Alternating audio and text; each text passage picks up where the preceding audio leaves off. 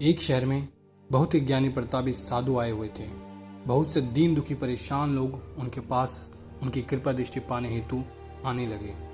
ऐसा ही एक दिन एक दीन दुखी परेशान आदमी उनके पास आया और साधु महाराज से बोला, महाराज, मैं बहुत ही गरीब हूँ, मेरे ऊपर कर्जा भी है, मैं बहुत परेशान रहता हूँ, मुझ पर कुछ उपकार करें। साधु महाराज ने उसकी दशा को देखकर उसको एक चमकीले नीले रंग का पत्थर दिया और कहा, बालक, ये कीमती पत्थर है, ये तुम्हारी पीड़ा को दूर कर देगा।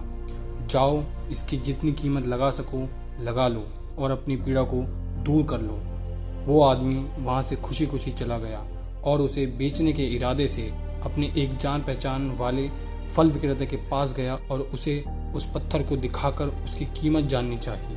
फल विक्रेता बोला, मुझे लगता है ये नीला शीशा है, महात्मा ने तुम्हें ऐसे ही दे दिया है।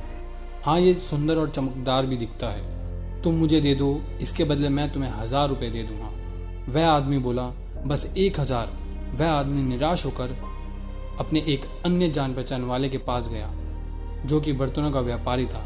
उसने उस व्यापारी को वही पत्थर दिखाया और उसे बेचने के लिए उसकी कीमत जाननी चाहिए। बर्तनों का व्यापारी बोला, यह पत्थर कोई विशेष रत्न है, मैं इसके तुम्हें 10,000 रुपये अभी के अभी दे दूंगा। अब वह आदमी सोचने लगा कि इसकी कीमत और भी अधिक होगी और यह सोचकर वो वहाँ से चला गया। उस आदमी ने इस पत्थर को अब एक सुनार को दिखाया। सुनार ने उस पत्थर को ध्यान से देखा और बोला, यह पत्थर तो काफ़ी कीमती है, इसके मैं तुम्हें 10,000 रुपये दे सकता हूँ। वो आदमी अब समझ गया कि यह पत्थर अमूल्य है। उसने सोचा कि क्यों ना मैं इसे हीरे के व्यापारी को दिखाऊं। यह सोचकर वो शहर के सबसे बड़े हीरे के व्यापारी के पास गया और उसे वही पत्थर दिखाया। उस हीरे के व्यापारी ने जब वो पत्थर देखा तो देखता रह गया। चौंकने वाले भाव उसके चेहरे पर स्पष्ट नजर आ रहे थे।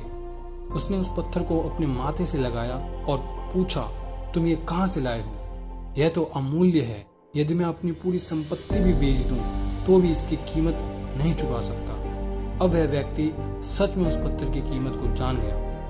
कहानी की सीख, जैसे उस हीरे की कीमत का सही आकलन एक हीरे का व्यापारी ही कर पाया, ठीक उसी तरह आपका लक्ष्य भी एक अनमोल रत्न है और उसकी कीमत यानी आपको प्राप्त करने का ज्ञान आपको उस रत्न का व्यापारी ही बता पाएगा। वैसे ही हमें ज्यादा की भूख ज्यादा कुछ दिला सकती है। कभी कभी हम थोड़ा प्रयास करके ही हार मान जाते हैं। वैसे ही हम अगर अपनी जिंदगी में अगर उस दुखी आदमी की तरह थोड़ा और प्रयास कर लेते तो शायद हमें भी अपना मनचाहा सपना या कोई चीज़ मिल जाती जिसको हम चाहते हैं।